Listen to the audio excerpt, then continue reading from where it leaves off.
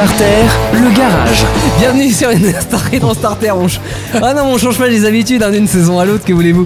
On parle ce soir bien entendu de moto et d'auto, et notamment de la première automobile qui a commencé l'ère industrielle de l'automobile aux États-Unis.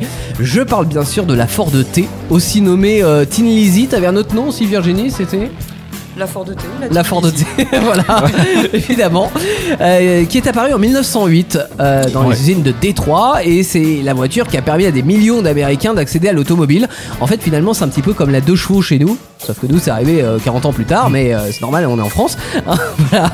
En tout cas, c'est la même recette, c'est-à-dire qu'ils ont essayé de voir comment tirer les coups sur tous les plans pour rentrer dans une voiture abordable. Donc, c'est passé par un moteur qui est coulé en un seul bloc, ça fait moins de morceaux, sur un châssis en échelle, comme c'était le cas d'ailleurs sur toutes les voitures à l'époque, sauf que là c'est pareil, c'est en une seule partie, et puis un maximum de tôle, parce que oui, à l'époque les voitures étaient fabriquées majoritairement en bois, et le bois c'est lourd, ça coûte cher, et puis il faut surtout le traiter parce que sinon ça finit par gondoler, donc c'est pas très économique. Donc là on arrive à un petit engin qui fait 70 km/h en vitesse de pointe quand même. C'est pas mal pour l'époque. Qui boit 18 litres au 100 quand même pour l'époque. Non mais cela dit, on n'avait pas les mêmes rendements moteurs qu'aujourd'hui. Il n'y avait pas les mêmes normes surtout. Non plus, sinon attention, émission de soda, ça va pas. Et qui coûtait l'équivalent, si on met l'échelle d'aujourd'hui, 15 000 €, ce qui est plutôt une voiture économique, hein, ça se situe, on va dire, entre une Logan et une Clio aujourd'hui. Bon, certes, il y a moins d'options qu'une Clio, très clairement. Et puis il y a moins de couleurs aussi, hein, puisque notre Ford T, elle était proposée qu'en noir.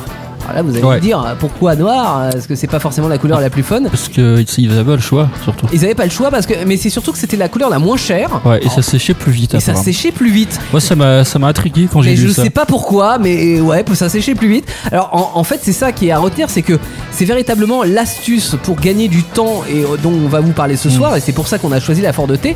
C'est pas tant les solutions techniques employées qui vont la rendre moins chère qu'une autre, cette voiture, mais c'est surtout la méthode de fabrication qui a été révolutionnaire. Ouais. Alors, c'est ce qu'on appelle le début du travail à la chaîne, du Fordisme, du Taylorisme. Alors, rien à voir avec la chanteuse Taylor Swift, hein, d'ailleurs, Taylorisme. Mais Virginie, est-ce que tu peux nous expliquer un petit peu les contours du Fordisme, justement ? Oui, on va réviser ensemble les grandes lignes des méthodes d'organisation du travail, ou OST.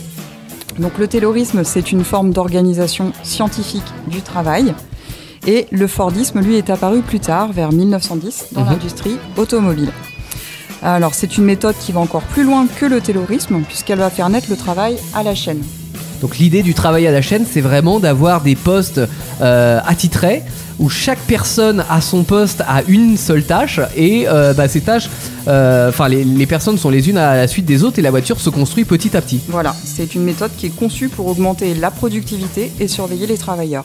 Voilà. Ouais. Et donc ça a été testé et mis en œuvre sur la Ford T. Alors pas au tout début, hein, mais à partir, je crois, de 1912, où vraiment ils sont rentrés dans cette phase de l'ère industrielle de l'automobile, qui a été poursuivie par la suite, et finalement en fait aujourd'hui on a les mêmes méthodes, mis à part que les machines ont remplacé les hommes, mais sinon on est toujours sur ce principe de chaque machine a sa tâche, et on commence de rien, du châssis qui arrive, et on finit par une voiture toute neuve avec les options. C'est ça. Donc en fait l'ouvrier doit suivre ses cadences, enfin la cadence, hein, puisque il doit vraiment suivre la chaîne de production. Et pour compenser tout ça, Ford a une idée géniale entre guillemets, puisqu'il va doubler les salaires à 5$. Ça représente 4,30 € la journée.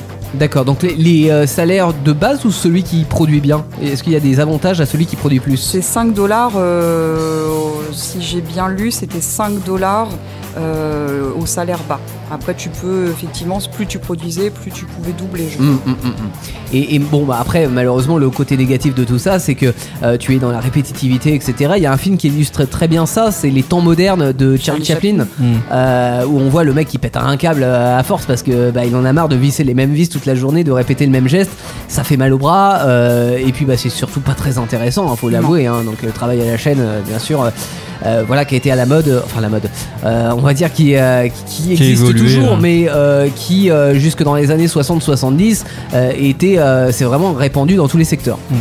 Jolan, tu voulais rajouter quelque chose sur la Ford T ou sur le Fordisme? Non, enfin on a fait le tour là-dessus, mais je voulais juste dire qu'elle a été surtout aussi élue la voiture la plus influente au XXe siècle, parce que c'est elle qui a exporté le principe du travail à la chaîne, donc c'était mondialisé ensuite par la suite.